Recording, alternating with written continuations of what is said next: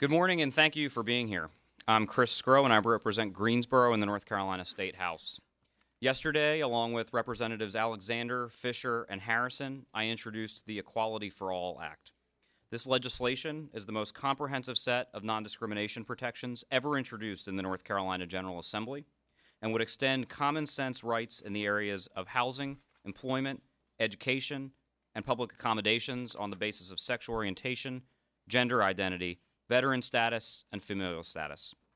North Carolina is a welcome and inclusive state, and our laws should reaffirm that. Most of you know that I am a gay North Carolinian. And while the vast majority of Tar Heelers would never discriminate against me based on my sexual orientation, and in fact believe that these protections already exist, it remains true that discrimination unfortunately finds its way into all walks of life. You can still be legally fired for who you are or who you love in North Carolina. You can still be denied housing if you are a transgender man or woman in many parts of our state.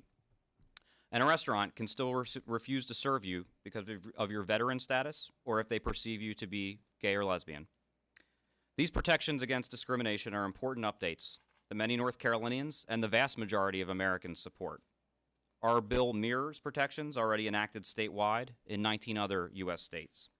They're a best practice for equality, fairness, and business.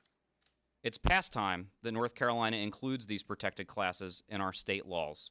Our vibrant and innovative state should truly reflect our values of inclusion. And let us call out the elephant in the room.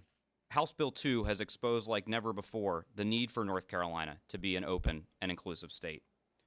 Representatives Jackson, Meyer, Martin, and Hamilton have a repeal bill in the House, and there is a companion bill in the Senate, which would strike down House Bill 2, the worst anti-LGBT, anti-worker, anti-education bill our state has ever seen. That bill must pass. We must repeal House Bill 2. It is the next crucial step to protect North Carolina. But the debate has also exposed that just going back to business as usual is not enough. We must also pass the Equality for All Act and ensure a true state of non-discrimination.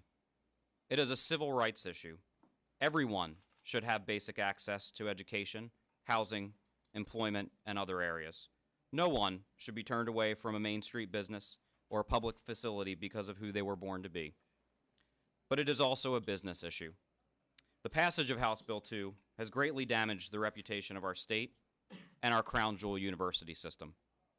If we really want to be the state that keeps the NBA All-Star Game in Charlotte, wins back NCAA tournaments at my home Greensboro Coliseum, attracts the next PayPal expansion, or keeps winning the business of tourists to our world-class mountains and coast, we must pass these common sense protections against discrimination.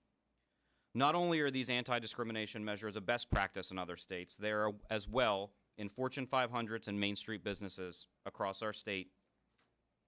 The damage done to our state by this body's race to pass House Bill 2 has been terrible to watch, and only this body and Governor McCrory can fix that at this point. We can fix it right now by repealing House Bill 2 with the passage of Darren Jackson's bill, and by passing this legislation, the Equality for All Act. And we can make our state a place where people live, work, and play in a true place of equality. We can once again make North Carolina where the weak grow strong and the strong grow great.